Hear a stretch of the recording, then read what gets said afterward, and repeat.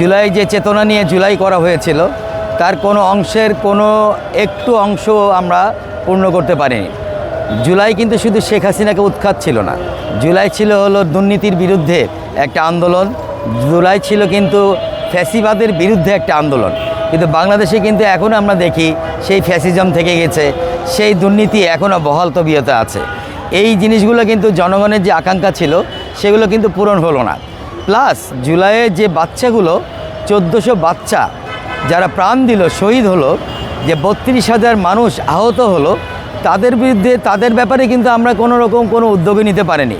তাদের যে সঠিক বিচারটা হওয়া উচিত ছিল, যারা হত্যাকারী ছিল, হত্যাকাণ্ড ঘটিয়েছে, জেনোসাইড ঘটিয়েছে, যারা 32,000 পরিবারকে ধ্বংস করেছে, তারা কিন্তু বহাল তবিয়তে ঘুরে বেড়াচ্ছে। কেউ ইন্ডিয়ায় ঘুরে বেড়াচ্ছে, কেউ বা আমেরিকায় ঘুরে বেড়াচ্ছে, কেউ বা বিদেশের বিভিন্ন জায়গায় বা দেশেও কেউ কেউ ঘুরে বেড়াচ্ছে।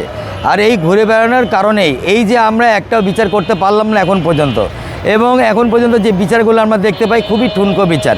ইনুর মতো একজন লোককে যে সর্বকাল এই আওয়ামী লীগকে 17 বছর ধরে সেবা দিয়ে আসলো, আওয়ামী লীগকে প্রতিষ্ঠা করলো, আওয়ামী লীগের দুর্নীতিকে প্রতিষ্ঠা করলো, আওয়ামী লীগের হত্যাকাণ্ডকে সে একদম সামনে থেকে সে সাপোর্ট দিয়ে এই হত্যাকাণ্ড ঘটালো, তার মতো লোককে কিনা 12 বছরের জেল দেওয়া হয়। তার মতো লোককে এখনও আমরা দেখি না সরকারের সেই সাহস হয়েছে যে ফাঁসির কাস্টে ঝুলিয়েছে।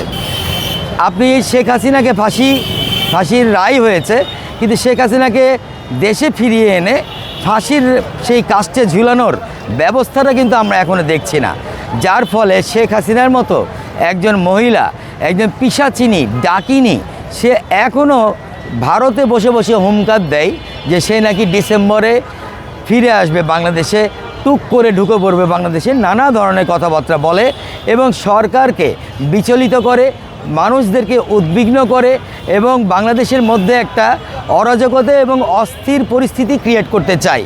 এবং বাংলাদেশের মধ্যে তার পেয়াদারা বসে থেকে এই যে শাওনের মতো, আপনারা দেখেছেন গত পরশুদিনও শাওন, মুন্নি সাহা, জয়ী মামুন, প্রভাস, এরা একটা জায়গায় বসে বসে সরকার বিরোধী একটা আলোচনা চালাচ্ছিল এবং এরা কোথাও এক জায়গায় চার মাথা বসা মানেই আপনাকে বুঝে নিতে হবে এখানে একটা গভীর নীল নকশা তারা তৈরি করছিল, কিভাবে সরকারকে বেকায়দায় ফেলা যায়, কিভাবে সরকারকে উৎখাত করা যায়, এইগুলো কিছু।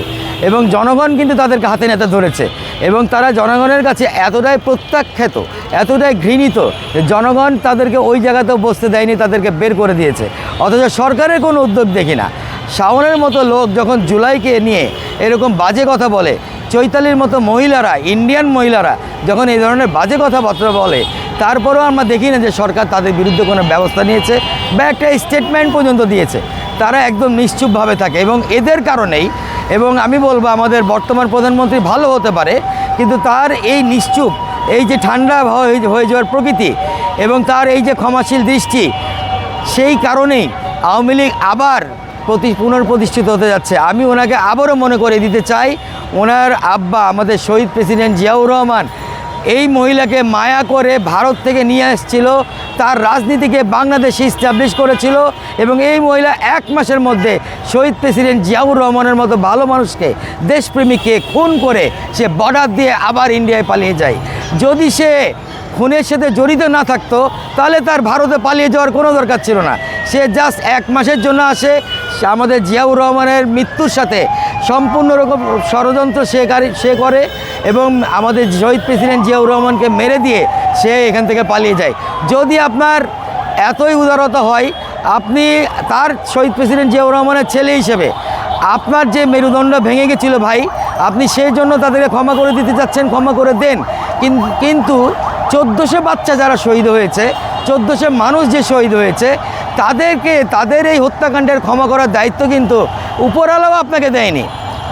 উপরওয়ালাও কিন্তু এই ধরনের হত্যাকাণ্ডের কোনো বিচার করবে না, এই ধরনের কোনো কথা কোথাও বলে না, কোরআন শরীফেও কথা লেখা নাই। আপনি উদার হতে পারেন, মানবিক হতে পারেন, সেটা আপনার বেলায় হন, কিন্তু যে বাচ্চাদের জন্য আজকে আপনি 17 বছর পর দেশে ফিরতে পেরেছেন, মাথা উঁচু করে দেশের প্রধানমন্ত্রী হতে পেরেছেন, আপনার মা কারাগার থেকে, মানে আমাদের বেগম খালেদা জিয়া যে কারাগারে ছিল, তিনি কারাগার থেকে বের হয়ে সূর্যের মুখ দেখেছে, পৃথিবীর মুখ দেখলো। সেই বাচ্চাদেরকে এইভাবে অপমান করার কোনো অধিকার আপনাকে বাংলাদেশের জনগণ কিন্তু দেয়নি। এই ম্যান্ডেট নিয়ে কিন্তু আপনি আজকের ক্ষমতায় বসেননি। আপনি জুলাইয়ের যে ফ্যাসিজম হয়েছিল, ফ্যাসিজমের বিরুদ্ধে জুলাইয়ের যে আন্দোলন হয়েছিল, সেই ফ্যাসিজমের বিরুদ্ধে আপনি কিন্তু একটা স্টেপও নেননি। আপনি বলেছিলেন যে জুলাই সনদের কিছু কিছু জায়গা ঠিক করে এটাকে পাশ করা হবে। আপনি কিন্তু এর কোনো দিকেই আর যাচ্ছেন না, একদম মুখ বন্ধ করে রেগুলার কাজ করছেন। এবং জুলাইয়ের যে মাদার স্টেক হোল্ডার ছিল, যারা হলো এনসিপির পোলাপান, এই এনসিপির পোলাপানরাই জুলাইকে বিক্রি করে দিয়েছে এবং বিক্রি করে দিয়ে তারা নিশ্চুপ হয়ে গেছে। তারা এখন জুলাইয়ের কোনো কর্মকাণ্ড করে না, কোনো শহীদদের নিয়ে কথা বলে না, জুলাই সনদ নিয়ে কোনো কথা বলে না, ফ্যাসিজম নিয়ে কোনো কথা বলে না। এবং একরকমভাবে যখন মাদার স্টেক হোল্ডার কোনো কিছুর স্টেক ছেড়ে দেয় বা বিক্রি করে দেয়, সেই স্টেকের আসলে অন্য কোথাও আর কোনো মূল্যায়ন হয় না, দাম থাকে না।